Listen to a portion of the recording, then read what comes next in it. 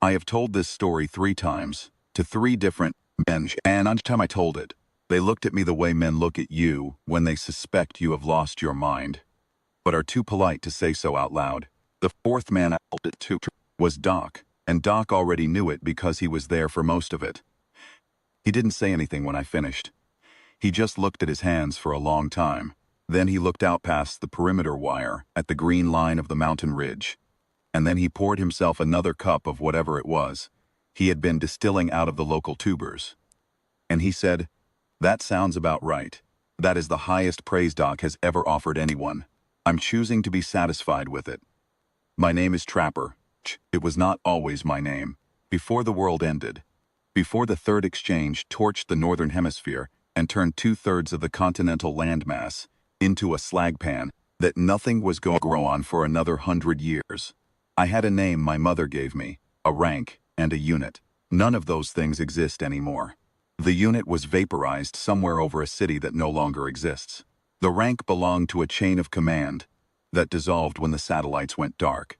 The name my mother gave me went with her into whatever particular square kilometer of fire consumed her city on day 4 of the exchange. Kept Trapper because it was the name the first group of survivors called me after they watched me set a deadfall trap for something edible in the ruins of what used to be a highway rest stop.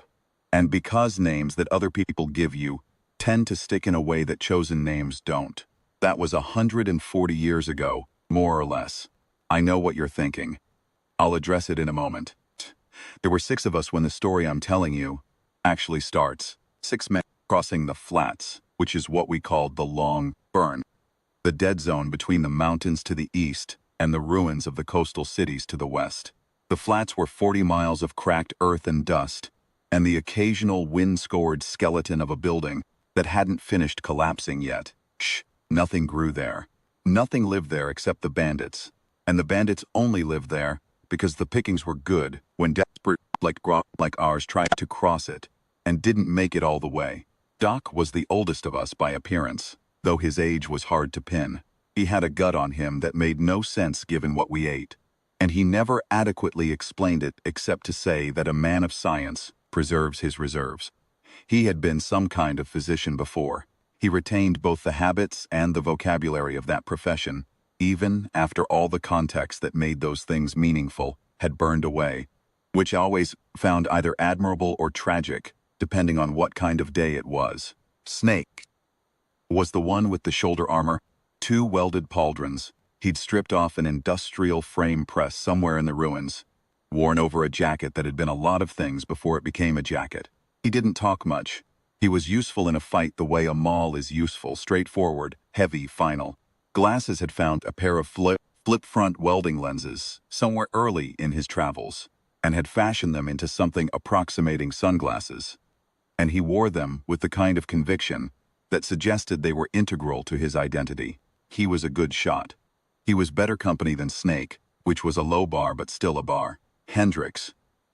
We called him that because of the cloth he kept wrapped around his head, which was a rich violet purple that stood out against the gray of everything else. Hendricks was young by the standards of the flats, which meant he was somewhere between 25 and 40. He moved quietly. He had a gift for getting through spaces without being seen that I put to regular use. And then there was the old man who called himself Doc Jr., though he was no relation to Doc, and was not a doctor of any kind. He had fishnet over his upper body in the fashion of certain coastal survivor tribes, and he wore it with the blithe certainty of a man who has decided that the apocalypse was no excuse to stop having a signature look. He was, in his way, the most consistently cheerful of us, and I have never been able to decide whether that reflected genuine resilience or a minor ongoing psychological break. Either way, he was reliable. We were crossing the flats because Glasses had heard a rumor, and the rumor was of something called the Mountain of Life. Rumors of the Mountain of Life had been circulating among the survivor bands for as long as I could remember, which was a long time. The story went that there was a place, somewhere in the uncharted highlands to the east, past the jungle belt, past the tribes and the territorial bands, where the nuclear exchange had simply not reached. Food grew, where water ran clean and constant. People who lived there did not age, and did not die in the ordinary way. We had heard this story, or variations of it, for most of our wandering lives. Men and women who believed it tended to walk east until the flats killed them, or the bandits did, or the mountain tribes did. It was the kind of story that killed people. I would like to tell you that I went east because of some higher purpose. I didn't. I went east because west was coastal ruins and north was the permanent kill zone, and south was 2,000 miles of nothing we hadn't already walked. I went east because the alternative was dying on the flats while standing still, which is a worse way to go than dying while moving. We were 3 days into the crossing when the bandits found us. There were 8 of them, out of the old quarry camp. I had seen their sign for 2 days. The way the dust moved on the ridge lines, the old fire circles that were too deliberately spread to be accidental. They came at us just before noon, on the 3rd day, when the sun was directly overhead and the heat was at its worst, and most men's eyes were down and squinted against the glare. They came from the east, which meant they had looped around us overnight. And they came fast, with the cheap energy of men who thought they had an easy score. They did not have an easy score. The firefight was short and violent, and one of theirs took a round from Doc Jr.'s rifle that threw him backward over a rock outcrop, and left him hanging there in a way that discouraged the remaining 7 from continuing. We took their water and 2 days of dried food, and left their wounded to the flats. What we also took, inadvertently, was the 2 people the bandits had been holding, a pair of locals, a man and a woman, thin and sunburned and wary as cornered cats. They didn't speak our dialect well. We gave them water, and left them to their own choices, which is the courtesy you extend to people you have no claim over and cannot carry, feasting. And then there was the one who appeared out of nowhere during the fight. He came from the east, out of the shimmer, and he moved in a way that I had not seen a man move. Economical, certain, without any of the wasted motion that marks people who are frightened. He took 2 of the bandits off us, from behind, with his hands, which should have been impossible given the size differential. And then he stood in the middle of the aftermath and looked at us with eyes that were older than his face. He said his name was Anouk. I asked him how old he was. He said he did not count years the way we counted them. Then he said that the mountain of life was not a rumor and that he knew the way, and that if we were going there, he would walk with us, because the path through the jungle belt was not survivable without a guide, and he had made it before. Doc said we should go. I looked at Anouk for a long time. The eyes will tell you things the face won't. I have learned to read eyes the way you learn to read ground sign. You look for what isn't moving rather than what is. Anouk's eyes were entirely still. Not the stillness of a man hiding something. The stillness of a man who has no more surprises left in him because he has already seen everything the world thought to show. We went. The jungle belt began where the burn ended, which sounds like a clean line and was not. It was a gradient. First the scrub and thorn that colonized the edge of the dead zone. Then the secondary growth that had moved in behind it over the decades. Then the deep canopy that hadn't burned because the prevailing winds had carried the fire south. By the time we were properly into the trees, it was 2 days after the fight at the quarry, and the air had changed so completely that it felt like breathing something from a different planet. The first tribe hit us on the 3rd day in the jungle. I'm going to skip the tactical detail, because it is not the point of what I'm telling you. What I'll say is that they came in fast, and they came in numbers, and they had the advantage of ground they knew, and we didn't. We held them with the long guns, and then we lost the long guns when they overran the position. And then it was close work, which is always worse. And then Anouk said something in a language I didn't know, and the attack stopped. Gradually. Not the way attacks stop when the attacking force runs out of will or numbers. It stopped the way music stops, like someone lifted a needle off a record. One moment there was chaos, and then there wasn't. Anouk spoke to their headman for a long time. What was communicated he did not fully translate. What we got was, they know of the mountain. They are not enemies of those who seek it honestly. The cost of passage is a ceremony. The ceremony lasted the better part of a day. I will not describe it in detail, because some of it is not mine to describe, and some of it I do not entirely understand even now. What I will say is that Doc enjoyed it, in his way, and Snake did not. and Glasses found the part involving fire personally objectionable, and Hendricks slept through most of it, which the tribe appeared to find respectful rather than insulting. We came out the other side of the ceremony bruised and painted, and wiser about the local pharmacopoeia than we had been before, and the tribe let us go, and the two locals, the ones from the bandit camp, reappeared at this point and walked with us, because apparently they owed the headmen a debt that the ceremony had settled. I did not ask. Some accounting systems are too local to audit. The jungle had its own logic and its own schedule, and neither of them gave any consideration to ours. On the fourth day, we crossed a river that wasn't on any chart any of us carried. Not because no one had ever been here, but because no one who had been here had survived long enough to make charts, or had survived and kept that information to themselves for reasons I could respect without endorsing. The crossing took 3 hours and cost us one of our remaining packs of salvage gear, which went into the current when the rope we'd strung broke at mid-crossing, and Glasses had to choose between the pack and his arm. He chose the arm, which is the right choice, and he did not complain about the pack. On the far bank, while Glasses was wringing out his jacket, and Doc was checking the pack contents that had survived, I asked Anuc how much farther. He said, "Far enough that it matters how you walk it." I did not press him on this. Snake, who said perhaps 20 words a day on average, used 3 of them. "What's that smell?" I smelled it too. I had been smelling it for an hour without consciously identifying it. A faint, sickle sweetness that the jungle had no native source for. Exchange. Processing of some kind somewhere uphill and upwind, Doc said. Nuclear. Not the decay heat signature of an active reaction. He was quick to clarify this, because the distinction mattered in a way that bore directly on our immediate lifespan. More the spent fuel smell. The long exhale of a reaction that had gone cold decades ago, but had been large enough that the chemical trace persisted in the soil and the water table. Inuk confirmed. The mountain had a power source in its deep chambers, very old, maintained but barely. The people of the mountain used it, as they had used it for a long time, and they did not discuss it with travelers, because travelers who knew about it had historically been dangerous. I filed this. The second tribal encounter was different from the first. Where the first tribe had been territorial but navigable, the second group was something else. Not a tribe in any organized sense, but a collection of individuals who had been warped by the burn in ways that were harder to read. They had makeshift armor plated from vehicle body panels, and wore it the way men wear armor when they have forgotten what it was made from, and have decided that the function is the point.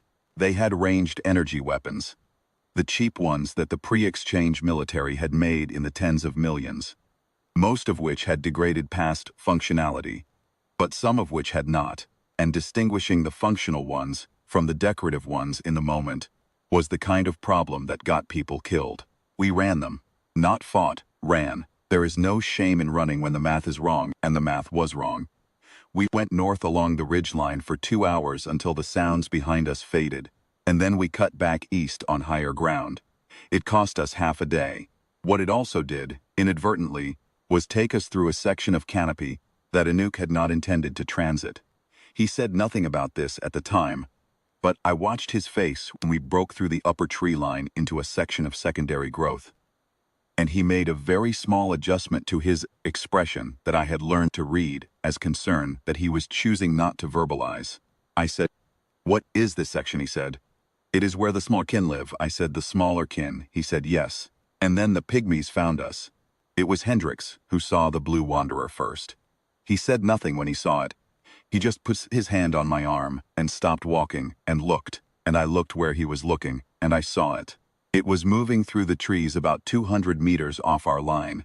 It was large, not the size of a man, larger, and it moved with the slow, unconcerned certainty of something that had never learned to be afraid, because nothing in its environment had ever given it reason to learn. It was pale blue-gray in the shadows, which is where the name came from. Its limbs moved wrong, by human reckoning, too many joints, bending in directions that suggested a fundamentally different skeletal architecture. And it was quiet, completely, absolutely quiet, in a jungle that was never quiet. Every bird within 200 meters had stopped calling. Every insect had gone to ground. Anuk watched me watch the blue wanderer. He said, It will not harm you, I said. What is it? He said. Old. I said. Old like you? He said after a pause. Older than me. Much older. It moved away into the deep canopy and the jungle noise came back, first in patches, then in full, and we walked on. I kept the direction it had gone in my head, and I noticed that Anouk, without appearing to adjust his course, had angled us slightly toward the same heading. The pygmies were the worst of the journey. They were not small in the way that the word suggests, small, not diminished or reduced. They were compressed, dense, in the way that certain short-limbed animals are dense, put together with less height, but no reduction in what fills the height.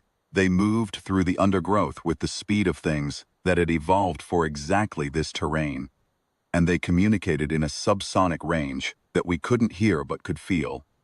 If the conditions were right, as a faint purr behind the eyes, they came in waves, small and fast, and coordinated in a way that suggested a collective intelligence rather than individual tactics, as if the swarm itself was thinking rather than the individual units of it. First 2 waves we drove off with the long guns, picking the line at 40 meters, and not letting them close. The third wave we fought close, which was when we discovered the second problem. They did not stay down. Shh. Doc observed this with what I can only describe as professional interest. He collected a spent casing and marked it and watched to see whether the body it had come from stayed down, and it did not. The body lay for perhaps 4 minutes, long enough that a reasonable man would have moved his attention elsewhere. And then it rose. Not the theatrical stagger of a man pretending to be dead and rising again. It rose the way a machine resets, completely, without the interim stage of partial function. One moment prone, the next upright, the wound site already closing. Glasses said something that I won't repeat here. Snake said nothing, which was his version of the same statement. I said, Anouk, explain the smaller kin. Anouk said, they are connected to the mountain sustains them. When they are far enough from it, they are mortal in the ordinary way. When they are close to it, they are not, I said. How close is close enough? He looked around at the canopy. He said, this close. I am not going to pretend I was not afraid. I was afraid the way you are afraid when the rules change without notice. Not panicked, but recalibrated. Fear was information. I processed it and kept moving. What it told me was, don't fight a war of attrition against something that can't attrit. Find another lever. Told Glasses to stop shooting. He looked at me like I'd suggested we walk off a cliff, and I told him again, and he stopped. I told everyone to hold position and make no aggressive movement and watch. Pygmies, deprived of the stimuli they were responding to, slowed.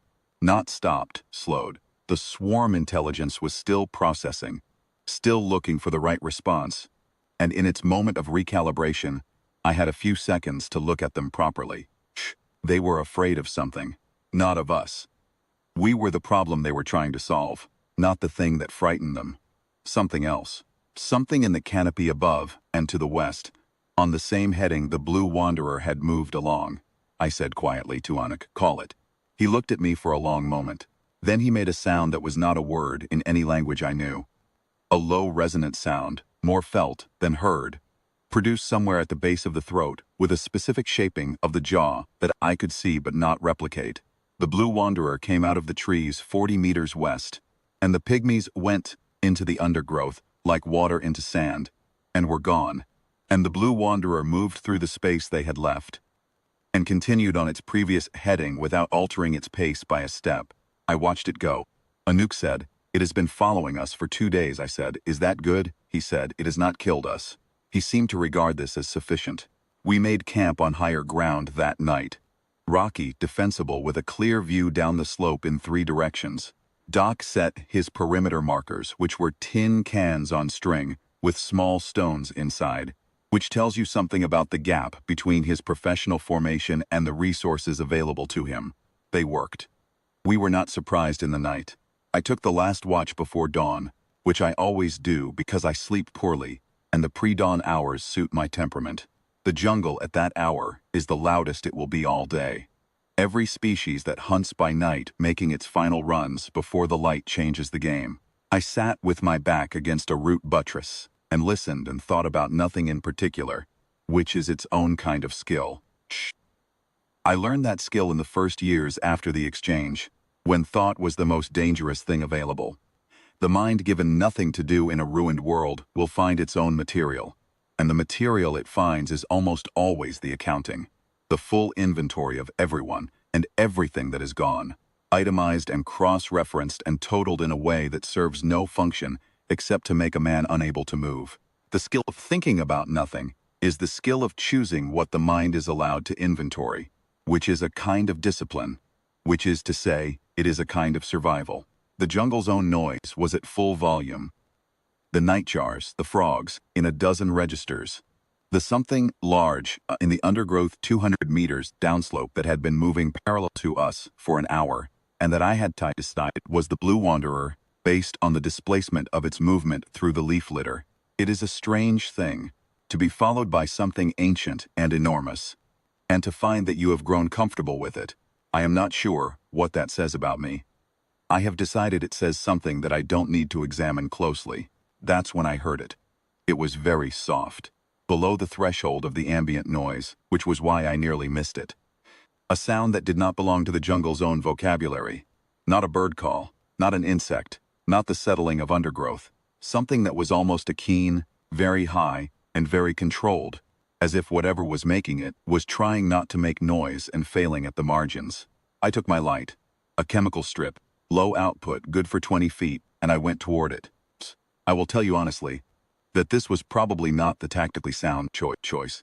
I have made my share of tactically sound choices over the years, and I have survived on the strength of them, and I have also, in moments I am not going to apologize for, made choices that had nothing to do with tactics.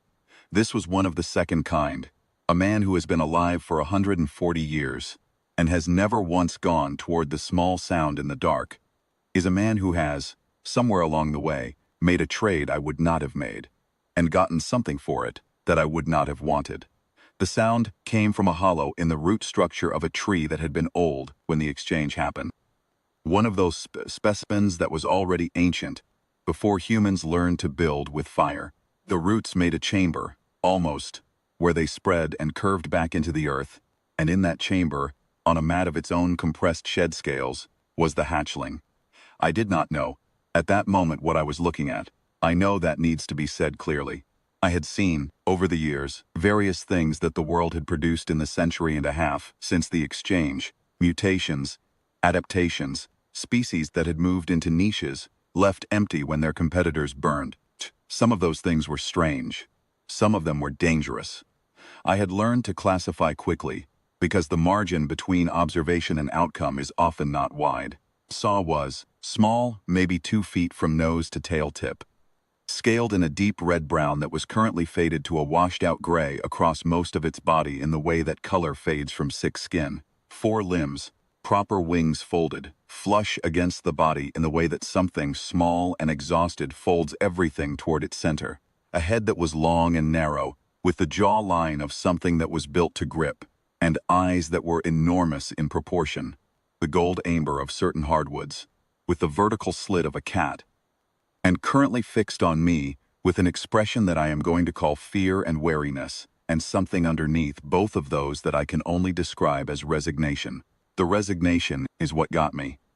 I have seen that look on soldiers. I have seen it on children. I have seen it on old men and on people who are not old but have had old things done to them. It is the look of a living thing that has updated its understanding of the world to include the strong likelihood that the world is going to kill it, and has decided to stop spending energy on the question. The hatchling's left wing was wrong, not broken in the clean way a break presents. It had been wrenched, probably by a fall or a close pass from something large, and the membrane had torn along 2 of the structural spars, in a way that had healed partially and incorrectly, so that the wing was now fused at an angle that would never fly. Tear sites were infected. Not catastrophically, but enough. Enough to be using resources the animal didn't have spare. I sat down. Not close. Far enough that I wasn't looming, wasn't pressing, wasn't adding to the inventory of things that needed to be processed as threats.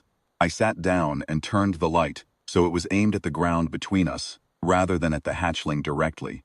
And I waited. Hatchling watched me. I waited. I have learned, in 140 years of moving through a world that mostly wanted to kill me, and the years before that, in service of a nation that sent me to places where everything wanted to kill me. I have learned that the most powerful thing a living creature can communicate to another living creature is that it is not in a hurry. Urgency is a threat signal. Patience is its own kind of language, and it says, I know you are here. I am not going to do anything about it yet. You have time to decide. It took the better part of an hour.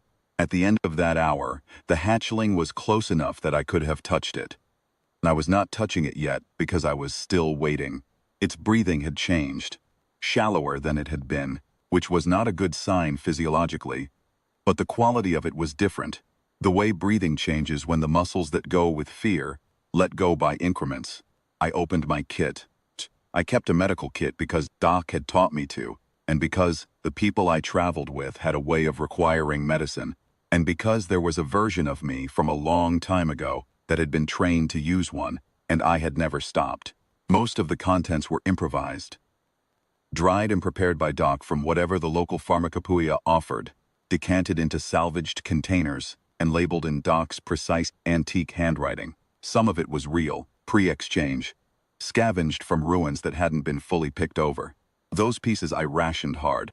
The infection was bacterial. I was not certain of that, but the presentation was classic. The heat at the wound sites, the discoloration, the way the surrounding tissue had thickened in the body's attempt to wall it off. I had something for that, not much of it, enough for this. I worked by the light of the chemical strip, kneeling in the root hollow, and the hatchling allowed it. That's the part I keep coming back to, even now. It allowed it. Not passively, not the way a thing that is too far gone to resist allows something to happen to it. It allowed it with volition. It watched my hands the entire time with those amber gold eyes. And when I was cleaning the infection site and the sensation was clearly unpleasant, I know it was unpleasant because its claws went into the dirt and its tail coiled tight. It did not pull away. It made the high-controlled sound again, once, and held still. I worked the membrane tears last. Not unsplit what the infection had already fused wrong. I could clean it, and I could brace the load-bearing spars so that the remaining membrane stopped taking stress. And I could give it a fighting chance at healing the rest correctly given time. I used a stripped length of copper wire, which I always carry for reasons unrelated to field medicine, and 2 splinters of green wood, and the last of my adhesive, a pre-exchanged tube of surgical glue that I had been rationing for 6 months.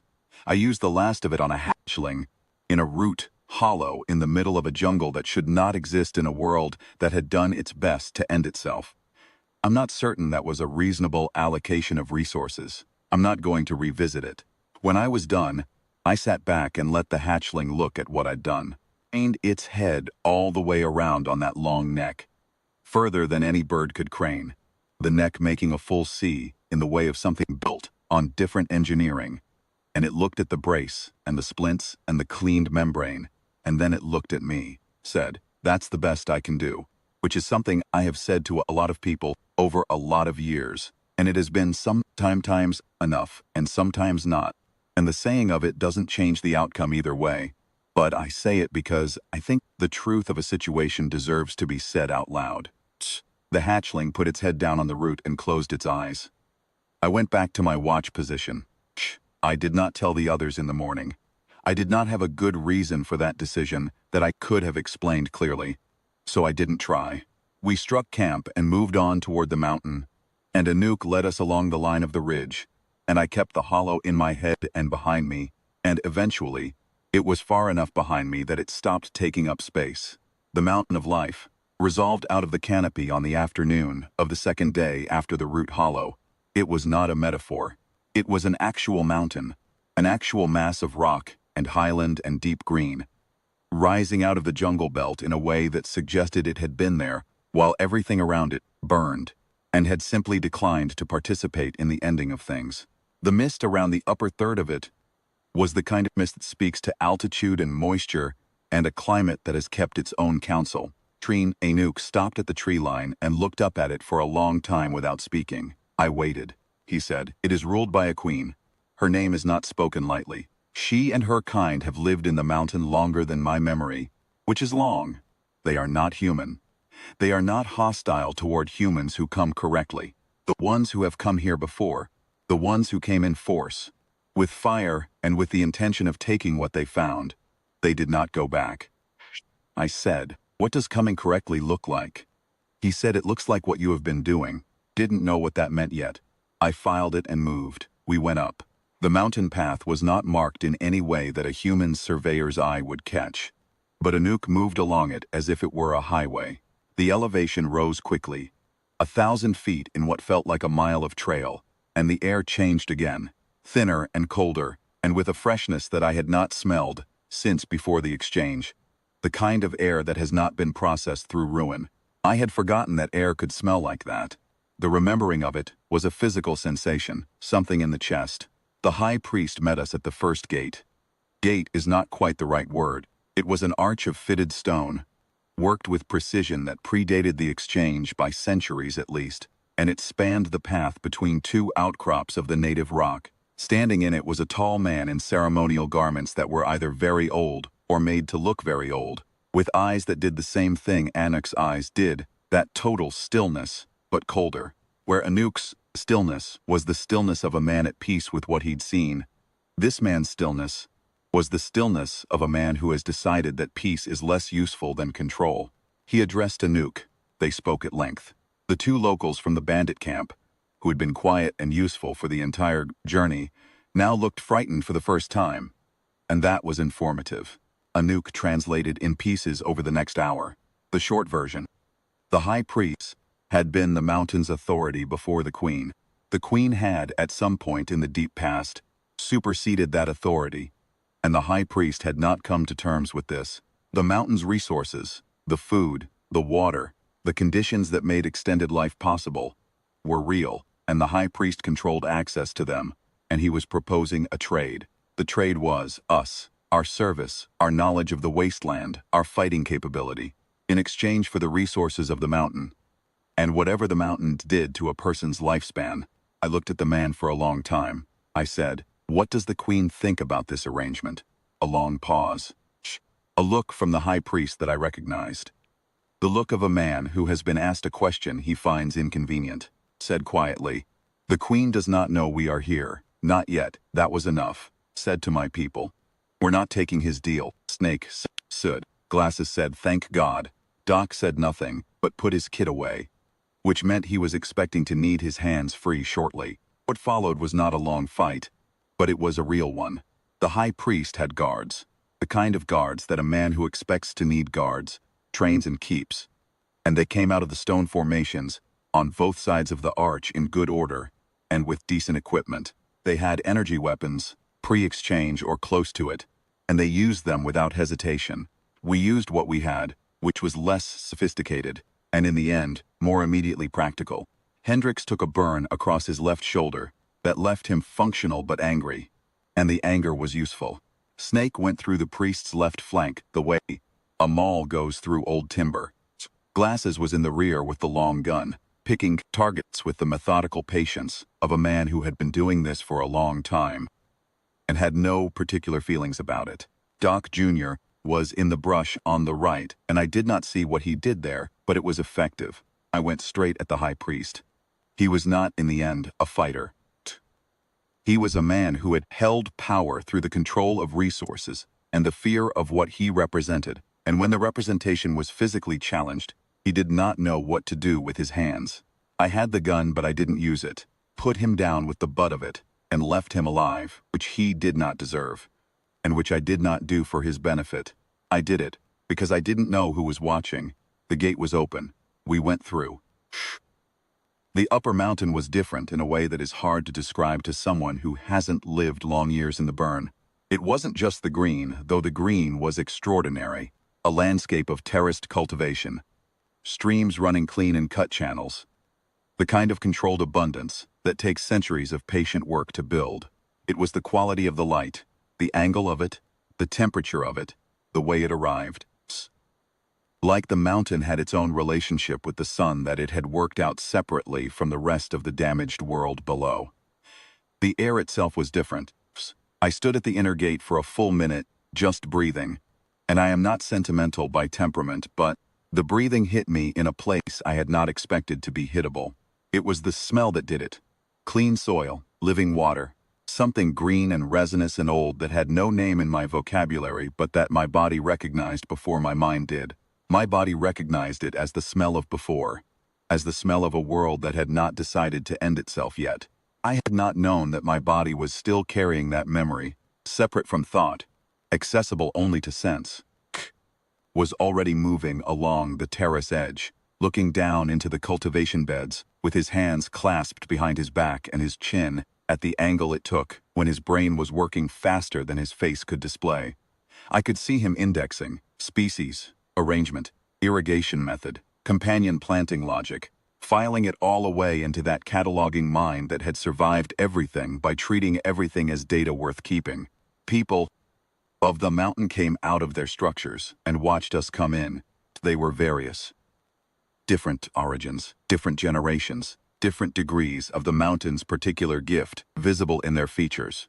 The ones who had been here longest moved with the same quality Anuk moved with. The ones who were newer were watching us, with the cautious hope that people watch something that might possibly be good news. And then the Queen came. I want to be careful how I describe this. I have been alive for a long time. Long enough that the list of things that genuinely surprise me is short. The Queen surprised me. Not in a way that undid me or left me stupid, but in the way that very clear truth surprises you when you have been operating on a long-running partial understanding of a situation and the full picture arrives all at once. She was not human. I had known that, abstractly, from Anuk's description. The reality of it was different from the abstract. She was large. Not oppressively so, but built on a different scale than human proportion, tall and angled in the way that suggests an underlying structure that took different decisions than our evolution did. Skin, and skin is not quite the right word, but the closest available, was scaled, deep violet with an iridescence that shifted in the mountain light, not hiding it but expressing it, wearing it the way the mountain wore its own mist. Face was long and angular, and her eyes were amber gold with vertical pupils, and when they found me in the group, she stopped walking. Nook stepped forward and spoke to her at length. She listened the way certain commanders listen, completely, without the tells that most listeners leave in their faces, taking in everything without responding to any of it until the input was complete. Then she spoke and Anuk translated, and the translation was, "She knows who you are," I said. "She's never met me," Anuk said. "She has been watching since the flats." The silence that followed was the kind that has weight. She spoke again, and Anuk translated piece by piece, and what emerged over the next 10 minutes was this. The Draconian, the Queen's people, the ones the world above called legend, when it remembered them at all, had survived the exchange in the mountain's deep chambers, the way very old things sometimes survive catastrophe by being far enough underground that catastrophe has to settle for remaking the surface, without reaching whatever is below. They had come up slowly, over decades, and had found the world rearranged but continuing. They had built and kept and maintained and watched the human remnants below do what human remnants do, which is to say, most of the things humans have always done, scaled down for available resources. They had watched many groups come toward the mountain. Most of those groups came with intent that the mountain's people had learned, over long experience, to read from a long way off. The high priest, who was human, who had arrived here 40 years prior and insinuated himself into a position of access, had been a managed problem for most of that time. He wanted the mountain for reasons the Draconian found uncomplicated and uninteresting. Anuk had gone out to meet us, not on his own initiative, on hers.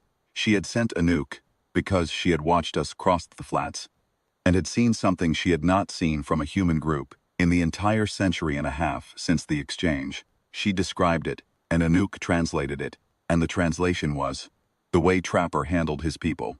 Specifically, the old man they kept, who was a liability by the reckoning of the burn. The way the group stayed at his pace when they could have moved faster without him. The way no one said, out loud or in gesture, that he was the reason they were slower. I said, "Doc's been with us a long time." She said something short, and Anuk's translation was, "That is visible." She spoke again. Longer this time, he translated.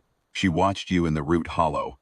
The silence this time had a different quality. I said, "The hatchling," she said, through Anuk, that the hatchling was hers. Not a pet, not a subject, but hers in the way that some bonds work in her people.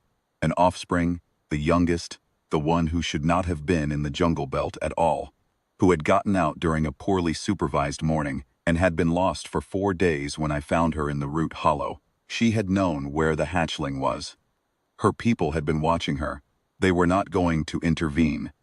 Not because they didn't care, but because the hatchling needed to find her own way back, or not. And the way of the Draconian is to let the young learn the weight of their own choices. But they had watched what I did in the hollow. I thought about the Blue Wanderer. The way it had appeared at intervals. The way Anouk had not been surprised by it. The way it had driven off the pygmies at exactly the moment the fight was going wrong. I said the Blue Wanderer was yours. She inclined her head, and even through the translation of a nod from a being built on different architecture, it was clearly yes, I said. You've been keeping us alive on the way up here, she said. Through Anouk, that the world keeps alive what is worth keeping alive, and that she had merely agreed with the world's assessment. I sat with that for a while.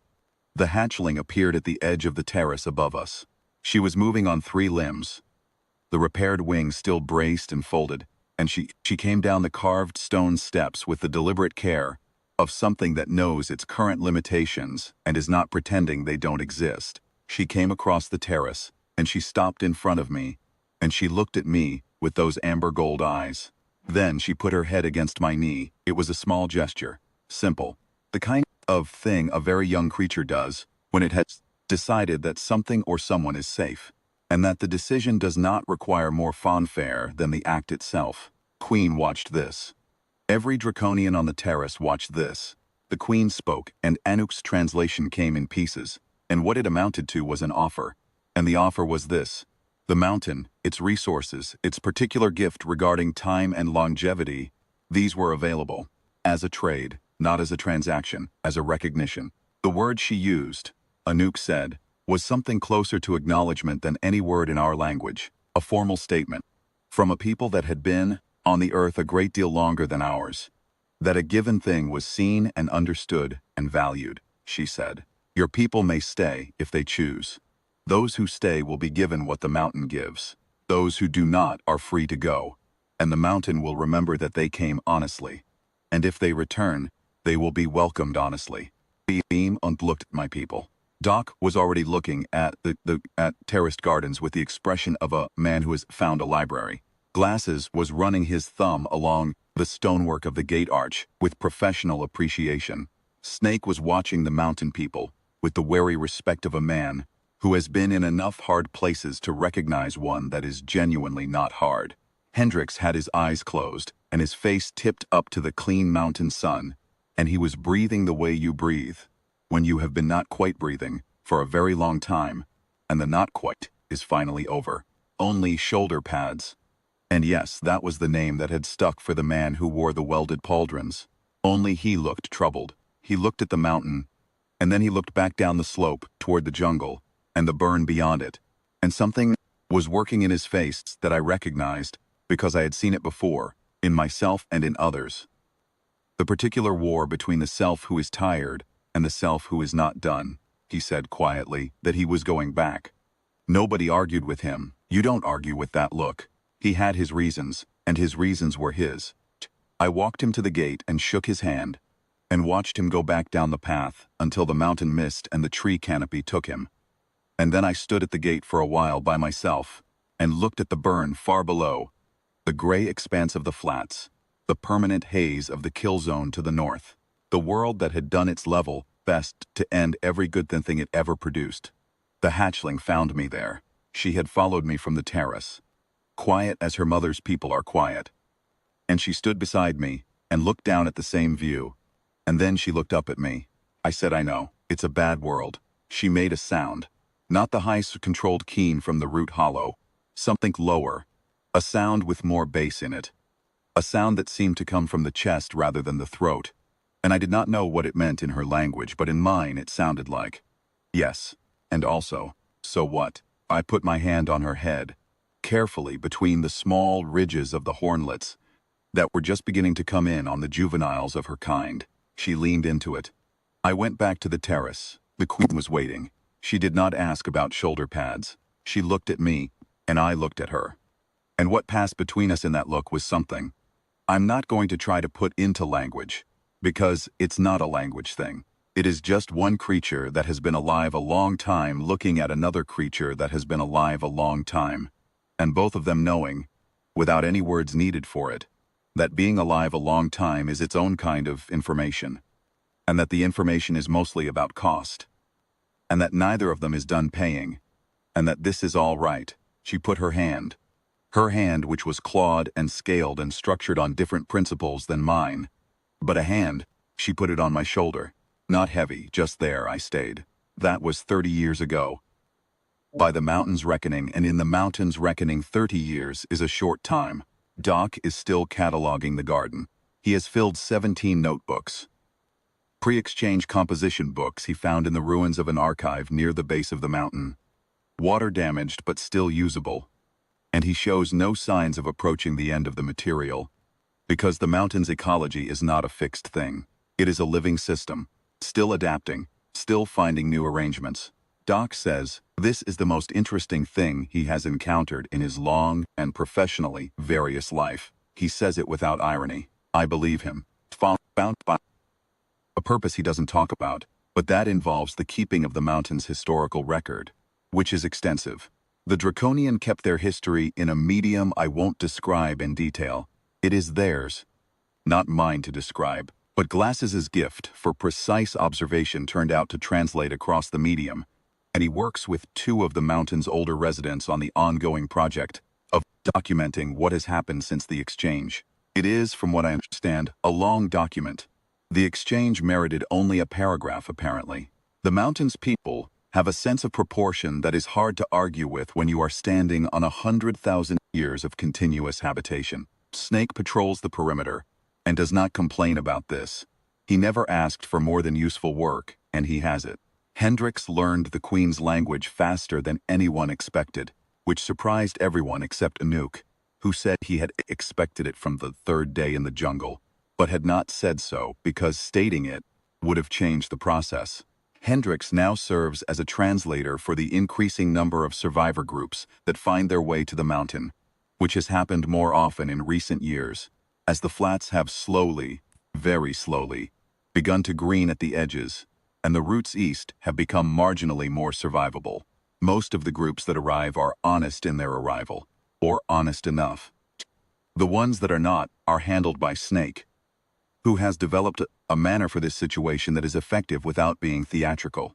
The hatchling's name, her actual name in Draconian, which I won't try to reproduce here, translates approximately as the one who comes back from unlikely odds. She flies now. The wing healed right, with time and the mountain's air, and whatever quality the Draconian possess, in their physiology that is more efficient than ours. The membrane scarring is visible if you know what to look for. A slight variation in the texture along the 2 spar lines where the surgical glue set. And she has never made any attempt to hide it or compensate for it in flight. She flies with it the way she walks with everything else. Like a thing that has decided its history is not an apology. She still leans her head against me when she finds me at the gate, looking down at the burn. I am not sure whether this is affection or habit, or some Draconian communication I am too human to fully parse. I have decided it does not matter which it is. The effect is the same. The effect is, something alive and whole is choosing to be near you, and that is worth more than any accounting of its reasons. Still look at the burn, sometimes. I don't know if I'll ever stop. Years of good air and good food, and the company of a people that has decided to accept me does not undo 140 years of the other kind. It just adds to the ledger. It just means that when I look down at the gray and the ruin, I can look and then turn back, and there is something behind me to turn back to. The last thing I will tell you is this. I have been asked more than once why I went into that root hollow, why I spent resources I didn't have to spare on a thing I couldn't identify, in the dark, alone, when the tactically sound choice was to go back to my watch position and let the jungle sort its own business. I don't have a complicated answer. I heard something small trying not to make noise, and I went toward it. That's all. I have been doing that my whole life, in one form or another, and I expect I'll keep doing it. For however long the mountain sees fit to keep me, it has not always worked out. The times it has worked out have been, without exception, the times that mattered most. You go toward the sound. You sit down, you wait. Everything else tends to follow.